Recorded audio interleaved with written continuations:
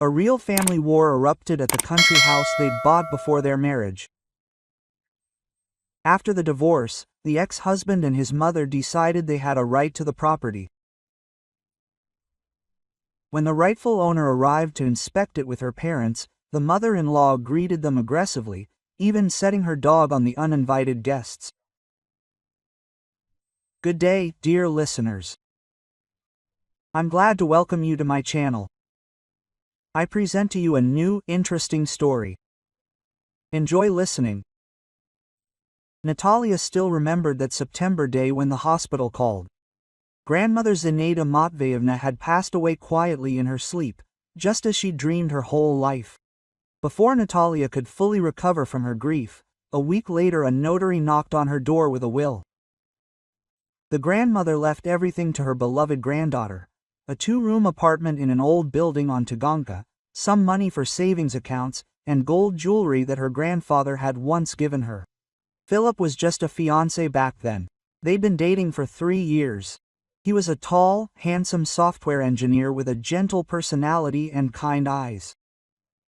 When Natalia sat in the kitchen calculating her inheritance on a calculator, he'd put his arm around her shoulders and say in a warm voice, "Natish, let's buy a small, cozy dacha.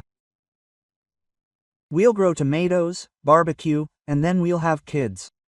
They need fresh air, right?" Quote.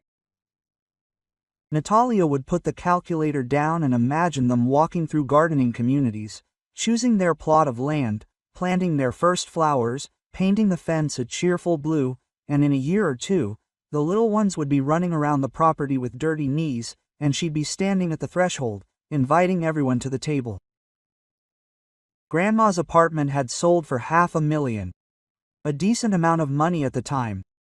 They decided to keep the jewelry for a rainy day and invest all the cash in the dacha. They searched for 2 months, driving around half the Moscow region. The plot was small, the house was falling apart, and the price was astronomical. Then, in November, a realtor took them to the Berezka gardening community near Podolska. It had 600 square meters of land, a neat wooden house, young apple trees, and even a polycarbonate greenhouse. The owner died, and the heirs live in America, the realtor explained, kicking at the fallen leaves. "I want to sell quickly, negotiating is appropriate." Natalia fell in love with this dacha at first sight. Philip also seemed to approve, walked around the plot, looked into the barn, and nodded his head. True, it was disconcerting that it was only 600 square meters, and not 8 or 10, like most of the neighbors. But the house is solid, the location is quiet, the train is half an hour's walk away. They negotiated for $200 million from $1.5 million. The documents were drawn up in December, and already in January they began planning the renovations. "We'll expand the veranda," Natalia dreamed, running her finger along the plan. "There will be a swing sofa here, a table for tea parties. And we'll make a playground in the yard. And we'll put in a barbecue," Philip added. "Big, stone. I'll be able to conjure over meat like a real chef." Quote. In March, they had a modest wedding. There was no money left for a lavish feast, everything went to the dacha. But Natalia, it didn't matter. The main thing was that they now had a shared nest where they could come every weekend and build family happiness. The first dacha season was remembered as a continuous holiday. Every Saturday they loaded a truck full of building materials, tools, seedlings, and groceries. Philip turned out to be a golden hand. He painted the fence, fixed the plumbing, and even made a children's swing out of logs. Natalia took care of the garden, planted flower beds, laid out vegetable beds, and seeded the lawn. In the evenings, they sat on the veranda, drank tea with jam, and planned tomorrow's activities. Philip would hug her around the waist and whisper, "How nice it is here, Natasya. Quiet, fresh air, no one needed us, just the two of us." The neighbors quickly accepted the young family into their circle. On the right lived pensioners Mikhail Ivanovich and Olga Semyonovna. He was a former mechanic, she was a retired nurse. On the left was a young family with 2 boys, Kostya and Natasha Belov. Everyone was friends, helped each other, shared the harvest. "This is life," said neighbor Olga Semyonovna, watching Natalia watering her tomatoes. "Young, beautiful, friendly. You have your whole life ahead of you, girl." And Natalia only smiled and dreamed of the day when she could say, "We're having a baby." But in the middle of summer, the first cloud came. Philip brought his mother, Klavdia Georgievna, to the dacha. Natalia, of course, knew her mother-in-law, but she rarely came to visit, and then only for a short time, and now she came for a whole weekend. Klavdia Georgievna was a large, loud-voiced woman with a habit of expressing her opinion on any matter. She worked all her life as an accountant in a large organization. She was used to being listened to and not argued with. But she was a widow. She raised her son alone, and now she believed that she knew better than anyone how he should live. The first thing my mother-in-law did was walk around the entire property, carefully examined everything and gave a verdict. It was not enough, of course. Nina Fyodorovna, my neighbor, has 10 acres and a larger house, and her daughter has a whole 1,500 square meters, and the bathhouse is separate. Natalia gritted her teeth and remained silent, but Klavdia Georgievna had only just gotten going, and the location isn't very good. "Look, there's a swamp on the other side. Mosquitoes are probably a nuisance in the summer, and the beds are somehow crooked. We should have drawn up a plan first, and then planted." Philip had timidly interceded back then. "Mom, everything's fine, we like it, and there was no more money."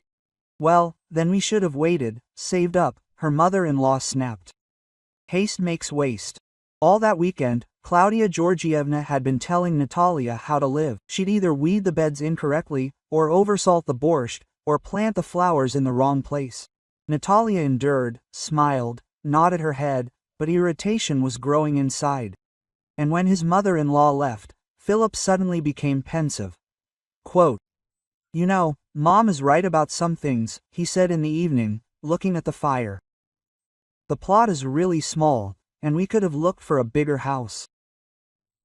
"But we were happy," Natalia quietly objected. "Yes, I liked everything since her arrival." "Yes, I'm not saying it's bad," Philip answered hastily. "It's just that, well, you could have found something better." From that day on, something changed. Philip still went to the dacha, worked in the garden, but his enthusiasm had waned. More and more often he looked over the fence at the neighboring plots, compared, sighed. And Klavdia Georgievna began to come regularly, either to invite her to a barbecue, or to help with canning, and each time she found something new to criticize. Zinaida Petrovna has a colleague of mine. My son-in-law built a greenhouse, a huge, professional one. They pick cucumbers right up until the frosts, and you're still digging around in this little thing. Or she went to Valentina's dacha. Her son bought a plot of land in an elite village, a 2-story house, a swimming pool, a lawn like in the movies. Now that's what I call a dacha for people. Natalia began to notice that after his mother-in-law's visits, Philip he becomes sullen and picky. The fence is leaning, the paths are overgrown, the apple trees aren't producing enough fruit. Towards the end of the summer, he suddenly declared, "You know, Natas, maybe we shouldn't go out every weekend? I'm so tired of it, I just want to have a beer with friends and go to the movies sometimes." Quote, Natalia couldn't believe her ears. "How tired I am. You said yourself that you dream of a dacha." Quote, he said it, Philip dismissed. "But it's all very well in theory, but in practice it's just a hassle. Watering, weeding, fixing something, like hard labor. But this is our home, our future." "What future? 600 square meters and an old house." Quote, Philip waved his hand irritably. "Other people go to the Maldives on vacation, and we dig in the garden beds." Natalia realized it wasn't her husband speaking, but his mother. Klavdia Georgievna methodically, visit after visit, poisoned his joy at the dacha, making him feel ashamed of what had recently brought him happiness. The following spring, Philip only visited the dacha twice, citing work, meetings with friends, and fatigue as excuses. Natalia went alone, worked in the garden, and cried quietly in the evenings. The neighbors shook their heads sympathetically, but didn't interfere in other people's family affairs. And in the fall, Philip said for the first time what Natalia was afraid of to hear. Maybe we should sell the dacha, buy a bigger apartment or a new car, otherwise the money is just dead weight. It's not dead weight, Natalia answered quietly. It's our house. Whose is ours? Single quote. Philip suddenly asked sharply, you bought it with your own money? I'm not even listed as the owner. Single quote. Natalia froze. There was something new, alien in those words, something that could only have emerged from long conversations with a specific person. Philip, what are you talking about? We're a family. A family is a family, but documents are documents, he muttered and turned to the television. Natalia realized that Klavdia Georgievna had gotten her way. The dacha, which was supposed to be a family nest, had become a stumbling block. And her husband, who had once dreamed of swings and homegrown tomatoes, now viewed the property as a source of problems. But Natalia wasn't about to back down. The dacha was bought with grandma's money, and no one had the right to take away the last thing the family had left. Not even her own husband. Klavdia Georgievna showed up at their apartment in March, when snow still lay outside, and Natalia had already begun preparing for the new dacha season. Her mother-in-law arrived with a full bag of seeds and seedlings, but there was no joy on her face, only a preoccupied, business-like air. Quote, Filipochka, sit down, we need to talk, she announced solemnly, sitting down at the kitchen table. We need to have a serious talk, she said. Natalia continued sorting through tomato seeds, but she was listening out of the corner of her ear. Her intuition told her, nothing good will happen. Yesterday I was at Lyudmila Viktorovna's, remember my classmate? Klavdia Georgievna began. So, her son recently got divorced, and do you know what happened? His wife privatized his dacha even before the wedding, and he, the fool, toiled there for 5 years, finishing the house, planting the garden, and in the end was left with nothing. He got nothing. Philip looked up from his phone. So what? Well, you need to think with your head, the mother continued didactically. How much did you invest in this dacha? Both money and labor. And who is listed in the documents? Only the wife. God forbid anything happens, you'll be left with nothing. Quote, Natalia clutched the packet of seeds in her hand. It has begun. What she had been dreading for the last 6 months. Mom, we're not going to get divorced, Philip said uncertainly. And who is? Klavdia Georgievna threw up her hands. Lyudmilka's son didn't plan it either, but life is life, anything can happen. And since the dacha was bought during the marriage, it means it is jointly acquired property, so you have all the rights. Natalia couldn't stand it anymore. Klavdia Georgievna, the dacha was bought with money from an inheritance. The money was received before the marriage. It is non-jointly acquired property. Her mother-in-law turned to her with an air of having just noticed her presence. And you, my dear, don't interfere in the conversation of adults and then prove that the money was from an inheritance. What if you saved it during the marriage? I have all the documents, Natalia answered calmly. A will, a certificate of sale of the apartment, a contract of sale for the dacha. Everything is legal. Documents, Klavdia Georgievna waved her hand dismissively. And who takes the moral side into account? Philip. How much work went into that? Invested, painted the fence, renovated the house, planted apple trees. Is this all for nothing? Philip was silent, looking from his mother to his wife. Confusion was written on his face. And then, the mother-in-law continued, getting into a frenzy. Quote, a family should be based on trust. And if the wife signs over everything to herself in advance, then what kind of trust is that? It's practically betrayal. I didn't betray anyone, Natalia said quietly. I simply registered the documents in my name because I bought it with my own money. Mine is someone else's, Klavdia Georgievna winced. There shouldn't be anything mine in the family. And it turns out you were thinking about divorce from the very beginning, since you put everything in your name. I wasn't thinking about divorce. Then why didn't you register it as joint property? The mother-in-law exclaimed triumphantly. Quote, "That's it." Philip finally spoke up. "Maybe it really should have been done fairly, half for each of us." Natalia, she looked at her husband in surprise. Did he really believe his mother? "Philip, the dacha was bought with my grandmother's money. It's a family heirloom. You said yourself that you wanted to raise your children there." "I kept saying that," he muttered. "Fairness must also be observed." "That's exactly it," Klavdia Georgievna picked up.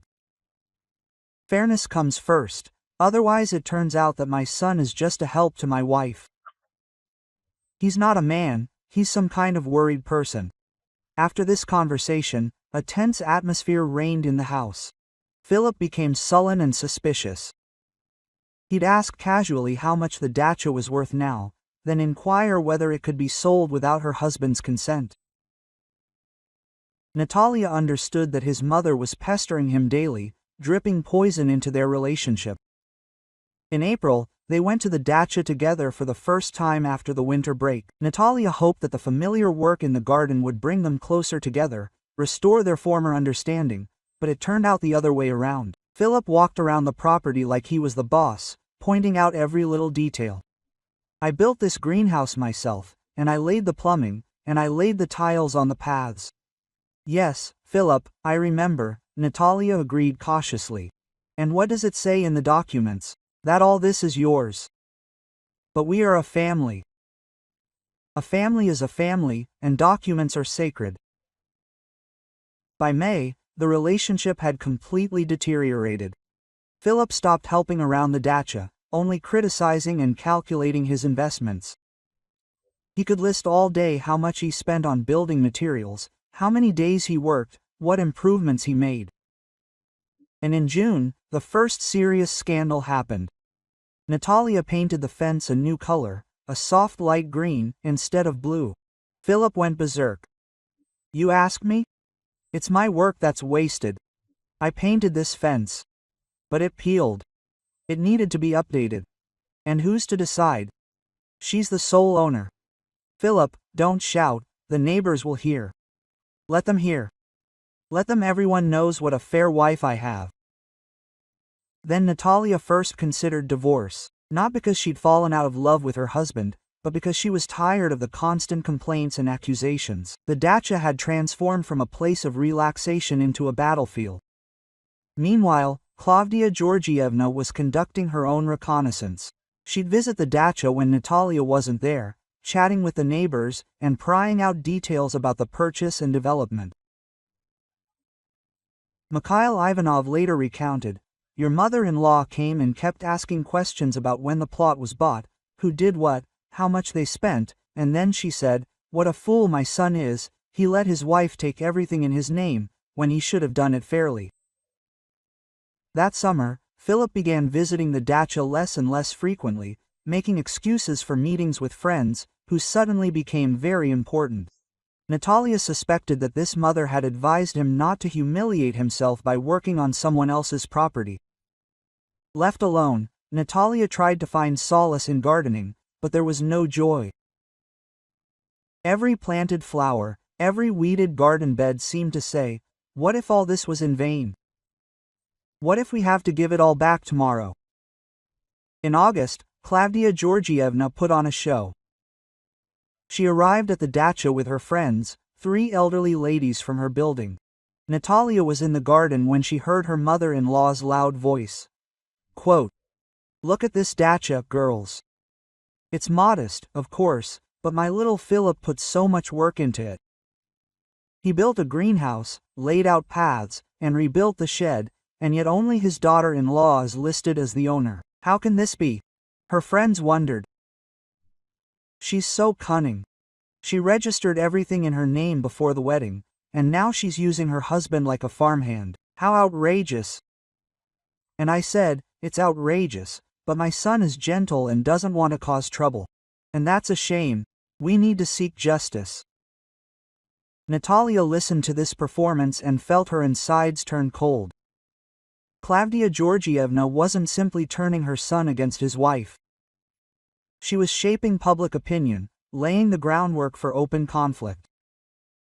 That evening, the decisive conversation took place. Philip returned from work, looking gloomy and getting straight to the point.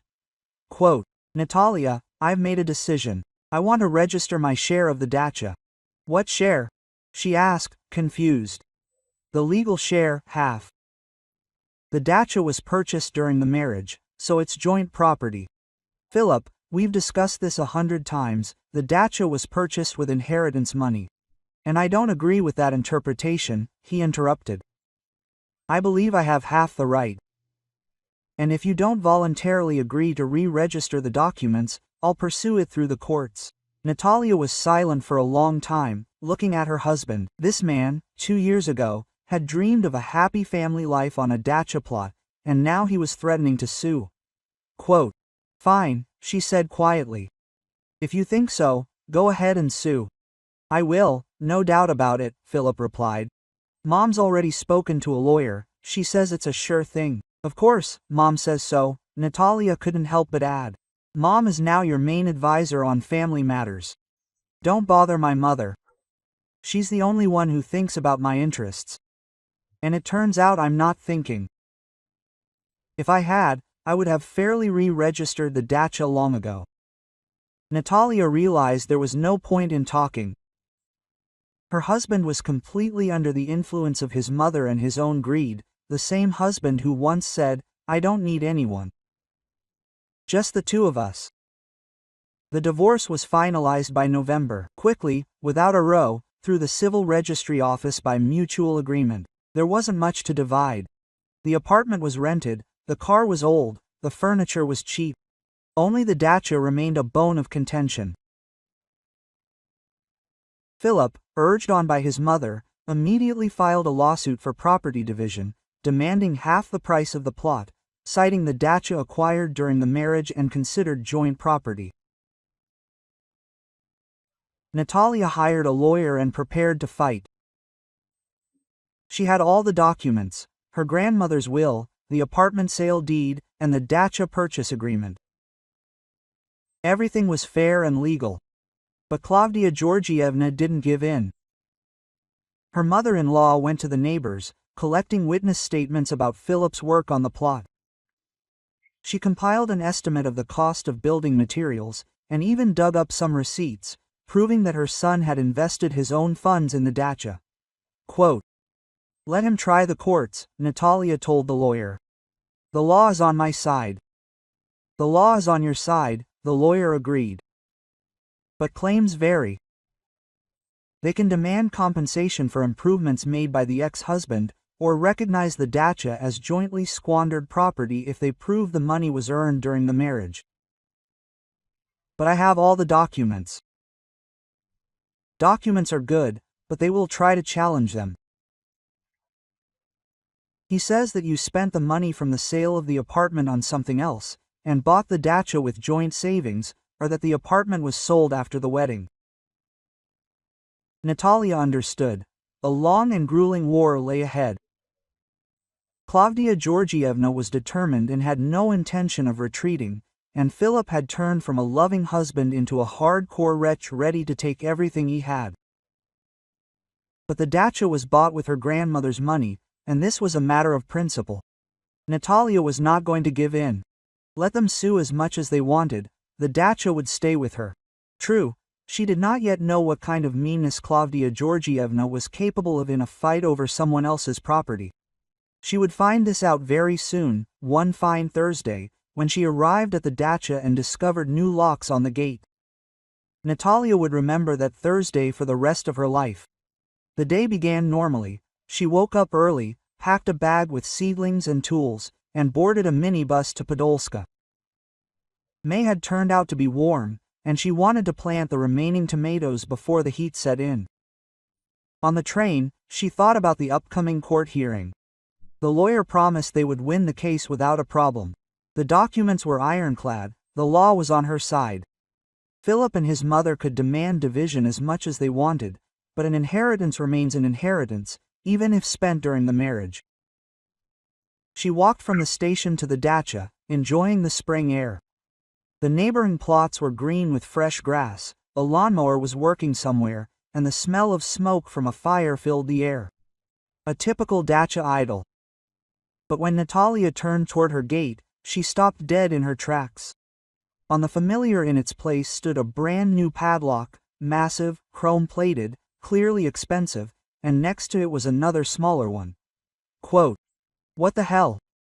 she muttered, coming closer. She tried to open the key. It was no use. The locks were someone else's, the keys didn't fit. She peered through the gap between the fence boards. Someone was on the property. A table was set on the veranda. Voices were heard. Quote, "Hey!" Natalia shouted. "Who's there? Open the gate." The voices died down. Then footsteps were heard, and a familiar figure approached the fence. Klavdia Georgievna herself was dressed for the dacha in a tracksuit and rubber boots, but she looked solemn, like a military leader after a victory. Quote, "And it's you," her mother-in-law said indifferently. "And we weren't expecting you. Klavdia Georgievna, what's going on here? Why were the locks changed?" Quote, "What's so hard to understand?" the mother-in-law asked in surprise. "The distribution is disputed, which means we have to take turns using it. Now it's our turn, and then it will be yours." Natalia couldn't believe her ears. "What turn? This is my dacha." "It's still disputed," Klavdia Georgievna corrected calmly. "The court hasn't decided yet, and if that's the case, then it's only fair that we use it equally. A week for us, a week for you. Are you crazy? I have property documents." "Documents are documents, but justice is justice," the mother-in-law noted philosophically. "And besides, Philip put so much work into this that he has every right to relax in the fresh air." As if on cue, Philip himself emerged from the house. He was holding a jar of jam. Apparently, he was serving my mother like a waiter. Quote, "Hello, Natalia," the ex-husband greeted awkwardly. "Don't be offended, we won't be long. Mom just asked us to go to the dacha, and we don't have our own." "Philip, this is outrageous," Natalia was indignant. "How dare you change the locks? What's wrong with that?" He shrugged. "The dacha is in dispute, which means I have a right to be here." "You have no rights. The court hasn't decided anything yet. So we think that until the court decides, we should use it fairly," Klavdia Georgievna intervened. "And you, my dear, don't shout, the neighbors will hear, it will be inconvenient." Natalia looked around. Indeed, curious faces were peering out from the neighboring plots. Mikhail Ivanovich was trimming the bushes near the fence, but was clearly eavesdropping on the conversation. On the other hand, Natasha Belova was pretending to water the flowers, but all her attention was focused on the scandal at the neighboring gate. Quote, "Mikhail Ivanovich," Natalia called. "Did you see how they got in here?" The elderly neighbor coughed awkwardly. "Well, they came yesterday, brought a locksmith, changed the locks, and then they brought a dog." "What kind of dog?" "A big one, a Caucasian. His name is Grom, he's in a kennel near the barn." Natalia listened. Sure enough, a quiet growl was coming from somewhere deep in the property. Quote, "Why a dog?" she asked Klavdia Georgievna. "For security?" her mother-in-law answered calmly. "The dacha is unattended, you never know who might come in. So they decided to get a guard." "But it's my dacha, a disputed dacha," her mother-in-law corrected. "We're cultured people, we don't want to ruin anything, we're just temporarily using what rightfully belongs to my son." Meanwhile, Philip fussed around the table on the veranda, spreading the tablecloth and setting out the dishes. Natalia recognized her mother's dinnerware with horror, the very same porcelain one she'd inherited from her grandmother and kept in the country sideboard for special occasions. Quote, "Philip," she shouted. "It's her mother's dinnerware. How dare you touch it?" "What's wrong with that?" he asked in surprise. "The dishes are in the house, so he took them. They're normal dishes. Why not use them?" "Because they're a family heirloom." "So what? We're family too. A former family, but still a family." Klavdia Georgievna chuckled contentedly. "See how greedy you are, my dear. You're even stingy enough to give us the cups. And then you wonder why the family fell apart. Natalia felt like she was about to explode with indignation. These people had seized her country house, were using her things, and still dared to lecture her on morals. Quote, "I'll call the police," she threatened. "Call them," her mother-in-law responded indifferently. "Just explain to them why you're keeping your husband outside, not letting him into the dacha he built with his own hands. He didn't build it, he only helped. That still needs to be proven. But for now, he has every right to be here." Then a loud bark came from the kennel. Apparently, the dog had sensed strangers and become alarmed. The bark was impressive, deep, powerful, clearly belonging to a large animal. Quote, "Watch out, don't go onto the property," Klavdia Georgievna warned. "Thunder is a mean dog, he doesn't like strangers. He might even bite me on purpose. Are you threatening me with a dog at my own dacha?" "What threats?" The mother-in-law waved him off. "I'm just warning you. He's a guard dog, trained, he knows his own people, but he might bite strangers." Natalia realized the conversation was pointless. Klavdia Georgievna had acted according to a pre-planned plan. First, she turned her son against his wife, then brought the matter to a divorce, and now she's physically seized the disputed dacha, all the while hiding behind lofty words about justice. Quote, "Okay," Natalia said coldly. "We'll see what the court says." We'll see," the mother-in-law agreed. "In the meantime, don't disturb us while we rest. We're not bothering anyone, just sitting quietly." Natalia walked around the perimeter of the fence again, checking for another entrance. But everything was tightly locked. Even the gate on the opposite side was blocked with a new lock. The neighbors looked sympathetically, but didn't dare interfere. Mikhail Ivanovich just shook his head, and Natasha Belova whispered something indignant to her husband. There was nothing else to do at the dacha. Natalia got on the bus and went home, feverishly thinking about her plan of action. She needed to call a lawyer immediately, file a report with the police, demand the immediate eviction of the squatters. But first, she had to tell her parents everything. Mom and Dad lived in the neighboring area, and Natalia hoped for their support. Especially since her father was an experienced man. He worked as a dog handler for the police for 30 years and had seen everything. Her parents listened to her story in silence. Mom only expressed indignation from time to time. She clicked her tongue, and my father frowned and asked clarifying questions. "So, they brought a dog?" he asked again. "A Caucasian named Thunder?" "Yes, the neighbors say he's very big and angry."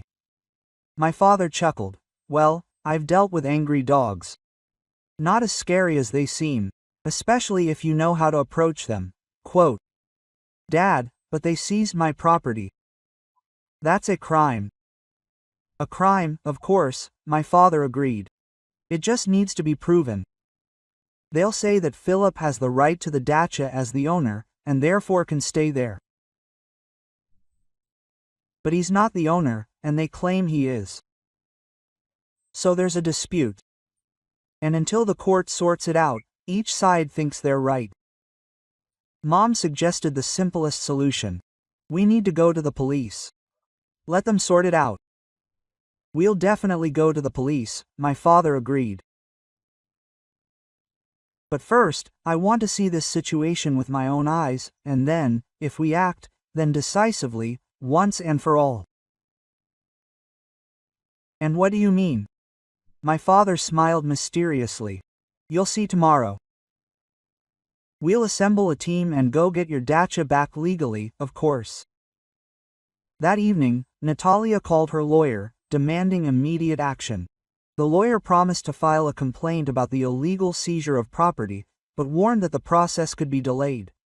Quote, "They will refer to the disputed nature of the property," he explained. Formally, Philip can say that he is using the property he is laying claim to. The police do not always intervene in such cases. But this is my dacha, yours. But while the trial is ongoing, the situation is uncertain. It would be best to obtain a court injunction preventing the use of the property until a decision is made. And how long will that take? 2 or 3 weeks, maybe a month. A month. Natalia imagined how Klavdia Georgievna would spend a whole month managing her dacha, using her things, disposing of it as her own, and by then, you see, she would have completely settled in, find some new legal hooks. No, she was not going to wait a month.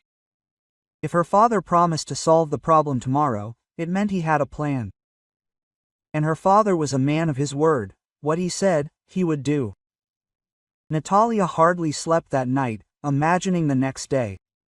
Would she really be able to get the dacha back? And what would happen to her impudent mother-in-law, who so easily appropriated someone else's property? Meanwhile, at the dacha, Klavdia Georgievna was finishing her tea from her mother's tea set and planning her next steps. Taking over the dacha was just the beginning. Now they needed to gain a foothold, settle in, and show everyone that they weren't just temporary guests here, but the rightful owners. Filipachka, she said to her son, tomorrow we'll bring more things, bed linen, food for a week. Let him see that we're serious and here to stay. And if she comes with the police? Philip asked timidly. And what will the police say? The mother answered confidently. The dacha is disputed, you have the right to it. That means you can use it. Especially since you don't damage anything and live neatly. But it's still somehow awkward. What's awkward? To restore justice, Klavdia Georgievna was indignant. You worked your ass off for this dacha for 5 years, and it keeps you on the street. That's awkward. Philip nodded obediently. He had long since forgotten how to argue with his mother, let alone make decisions on his own. It was easier to agree and do as she told him. Grom dozed in the kennel, occasionally raising his head at extraneous sounds. The guard dog did his job conscientiously. The territory was under reliable protection, but Klavdia Georgievna had not taken into account one thing. Natalia was not one to give up without a fight, and her father, in 30 years of working as a dog handler, had seen everything and knew how to solve problems with invaders and their four-legged helpers. Tomorrow would be a hot day. Natalia woke up at 6:30 to a call from her father. His voice was cheerful, businesslike, like in the times when he was leaving for a particularly important mission. Get ready, daughter, I'll be here for you at 8. And take all the documents. The original will, the certificates of sale of the apartment, the contract buying and selling a dacha. Let them see who they're dealing with. Dad, what are you planning? A military operation, laughed the father.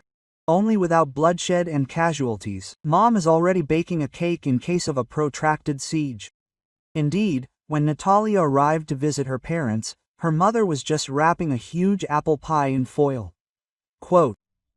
Nerves make you hungry, she explained. And you can't fight hungry. We'll take a thermos of coffee and sandwiches. If we have to sit for a long time, at least in comfort. Meanwhile, the father was putting some mysterious objects into the bag. Natalia made out a whistle on a chain, small bags with something loose, rubber gloves. What are these? Work tools, the father answered vaguely. I've been dealing with dogs for 30 years. I know a few secrets. The 3 of them got into the car, but on the way they stopped to pick up a mechanic, Uncle Tolya, who had once worked with my father in the same department. A man of about 60 with intelligent eyes and golden hands.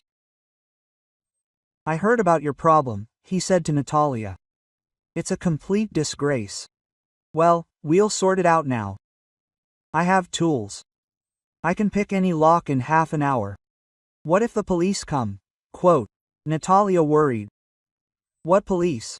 Uncle Tolya was surprised. You're the owner. You have every right to change the locks on your own property. They were the ones who entered illegally, not us. They arrived at the dacha at 9:30. Klavdia Georgievna was just having breakfast on the veranda, majestically sipping coffee from her mother's tea set. Philip was hanging around, bringing her jam and pretzels. Seeing the car pull up, the mother-in-law rose and approached the fence with the air of a hostess greeting uninvited guests. "Oh, what a delegation," she remarked ironically. "A whole family team has arrived." "Klavdia Georgievna, open the gates immediately," Natalia's father said firmly. "And vacate this alien territory." "Why should I listen to you?" the mother-in-law asked in surprise. "Who are you anyway? You're your own people, and yet you're telling me what to do. I'm the father of the owner of this dacha, and you're a squatter here." Quote, "What squatter?" Klavdia Georgievna was indignant. "My son has every right to this dacha. The court hasn't yet decided who it belongs to." Quote, "The court will decide, but for now the documents are clear." Father took the sales contract out of the folder. "The owner is Natalia Alexeyevna Morozova, no one else. And you are acting arbitrarily." Then Philip appeared from around the corner of the house. Seeing his father-in-law, he became embarrassed and awkwardly greeted him. Quote, "Hello, Alexei Petrovich." "And you too," my father answered dryly. "Just explain to me, how did you end up like this? Putting in other people's locks, breaking into someone else's house?" "Yes, I didn't break in," Philip began to justify himself. "It's just that my mother said that I am entitled to half of the dacha. Whether I am entitled or not, the court will decide that," his father interrupted him. "And for now, you are on someone else's territory without permission. This is called trespassing on private property." Klavdia Georgievna was not going to give in. "No trespassing. Philip has the right to be here. He is the husband, that is, the ex-husband of the owner. The ex-husband has no rights to his wife's property, acquired before marriage," the father explained in a didactic tone. "Read the family code." "But I think it does," the mother-in-law answered stubbornly. "And I will prove it in court." "Prove it to your heart's content. Just not at my dacha." Here Uncle Tolya took tools out of his bag and headed for the gate. "Okay, enough gossip.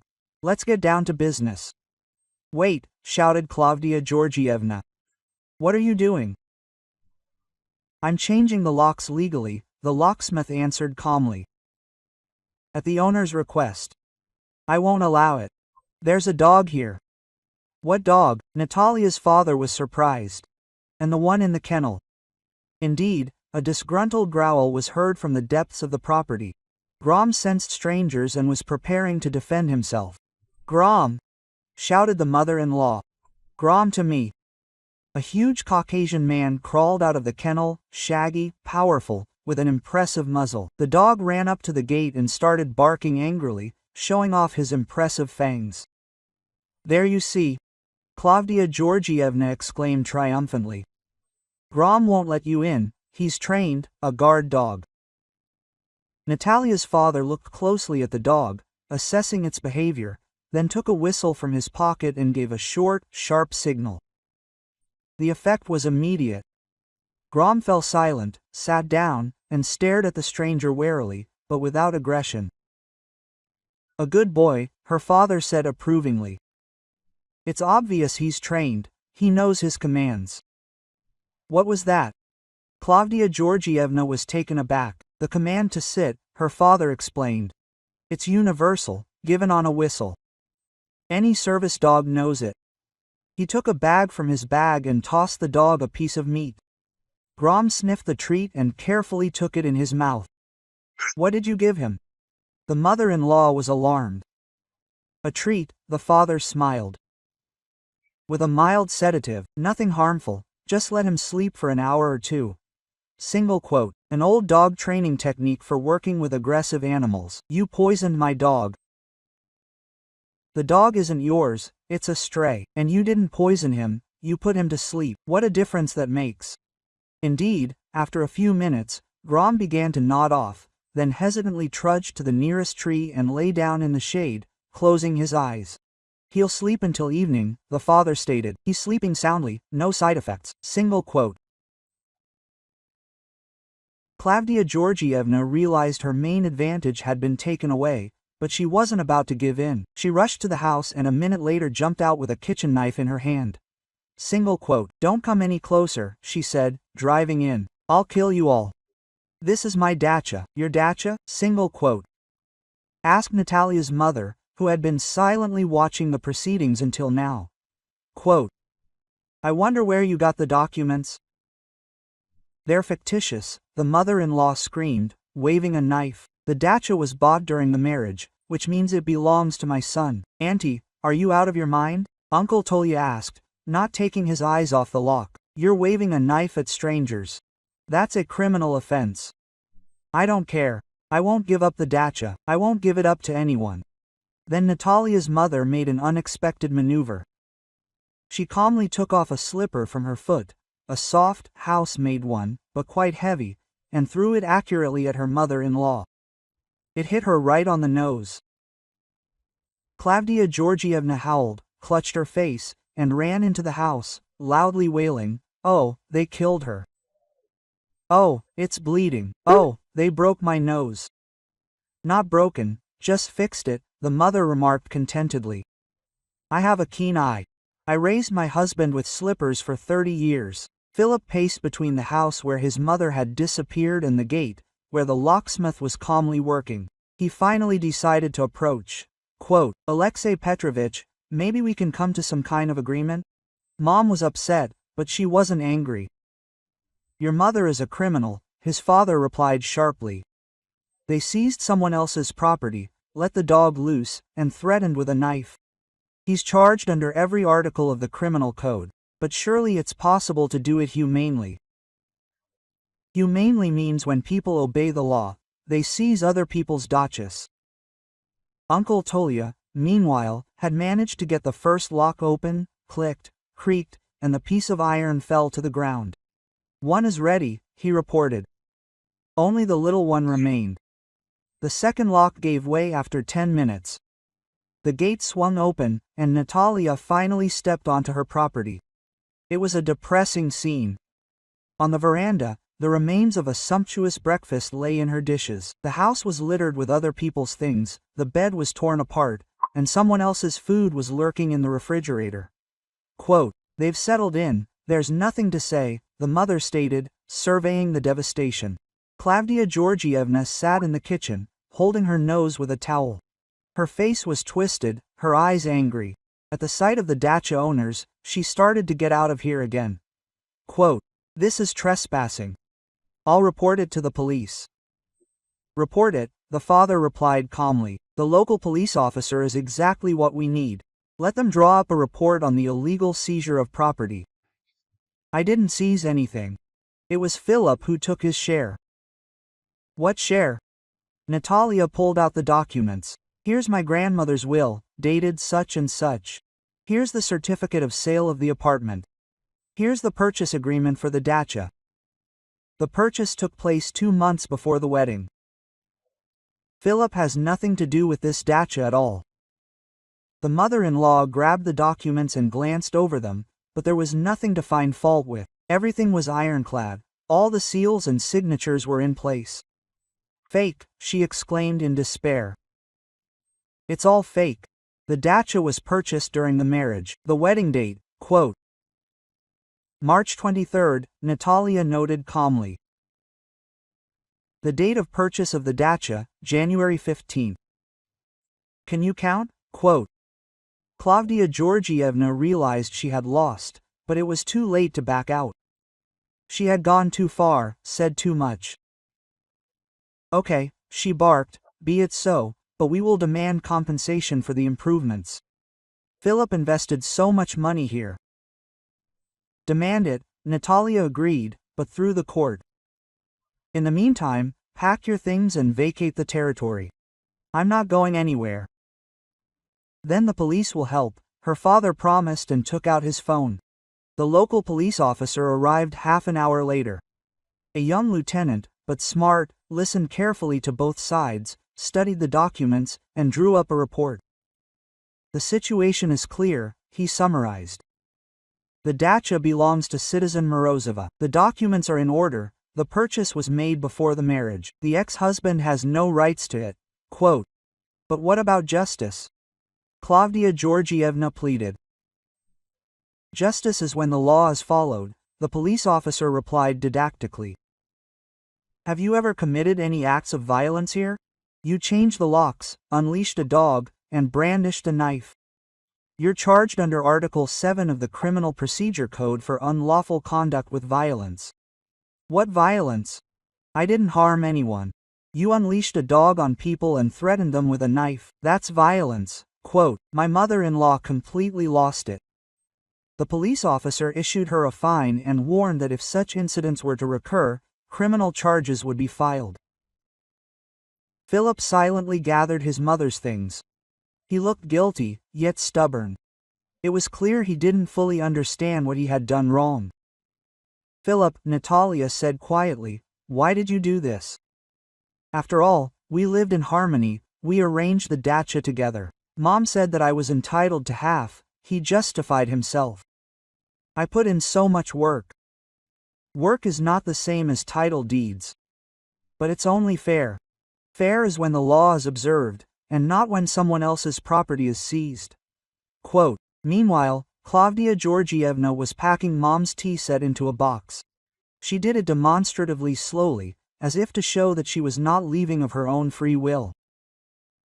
Leave this tea set? Natalia asked. Why? Snapped her mother-in-law. It's not nailed down, it's family.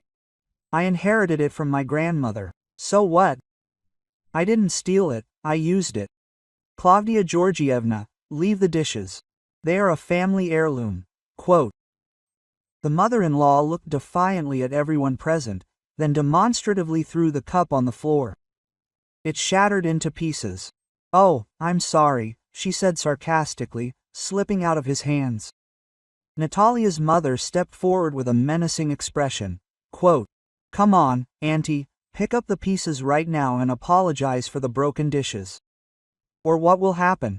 Klavdia Georgievna asked impudently. Or else you'll get another slipper, her mother promised. Only not in the nose, but in the eye. The mother-in-law hastily retreated to the exit.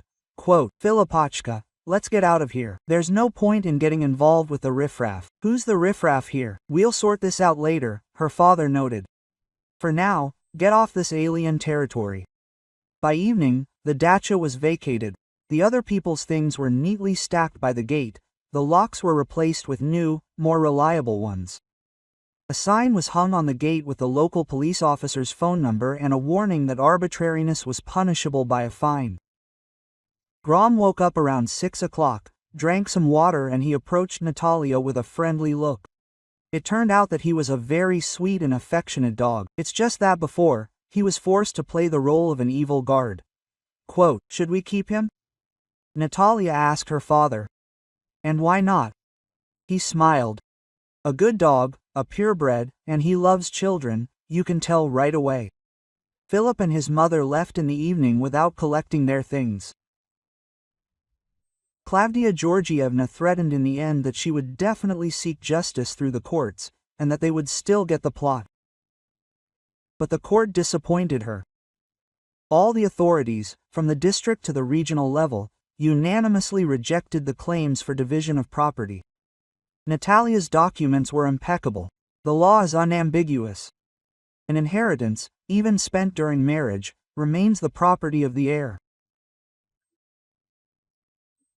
Moreover, Klavdia Georgievna was fined a tidy sum for attempting to illegally seize property, and when she tried to appeal the fine, the court doubled it for obvious disrespect for the law.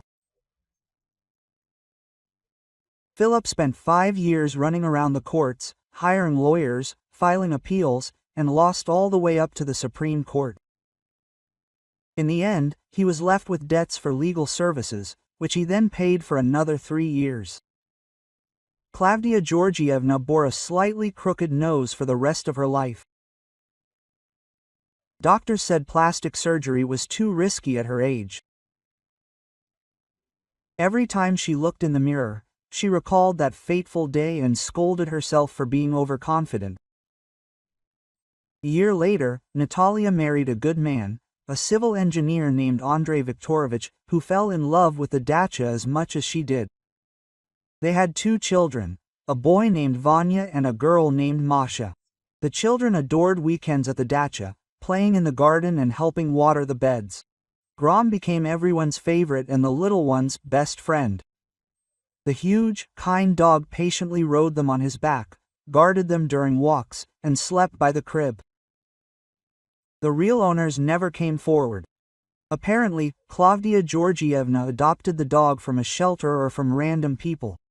Natalia's family came to the dacha every weekend. The children ran around the property, and Andrei tinkered with something, the barn, and Natalia worked in her beloved garden.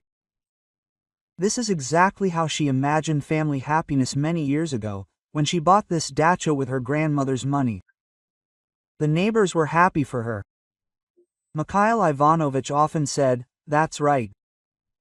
A dacha should ring with children's laughter, not with court cases. And that former mother-in-law of yours was like a wolf in sheep's clothing. It's good that I got rid of it." Klavdia Georgievna sometimes drove past the dacha on the bus. The route went right through their community. She saw a happy family in the garden through the window, heard children's laughter, watched thunder play with the little ones, and each time she thought with bitterness about what could have been her grandchildren if she had not meddled in other people's affairs with her concepts of justice. But it was too late. Bridges were burned, relationships were destroyed forever. Philip remained alone. After the scandal with the dacha, normal women avoided him, and casual acquaintances did not lead to serious relationships, and the dacha lived its own measured happy life. Apples ripened in the garden, vegetables grew in the beds, and a friendly family gathered on the veranda in the evenings over a cup of tea. This is how it should be in a real home with love, harmony and respect for the law. Grandmother Zinaida Matveyevna would probably have been pleased. Her inheritance served creating a true family nest, where wonderful children grew up and an atmosphere of mutual understanding reigned, and where justice ultimately triumphed, as it should in a civilized society. Yeah,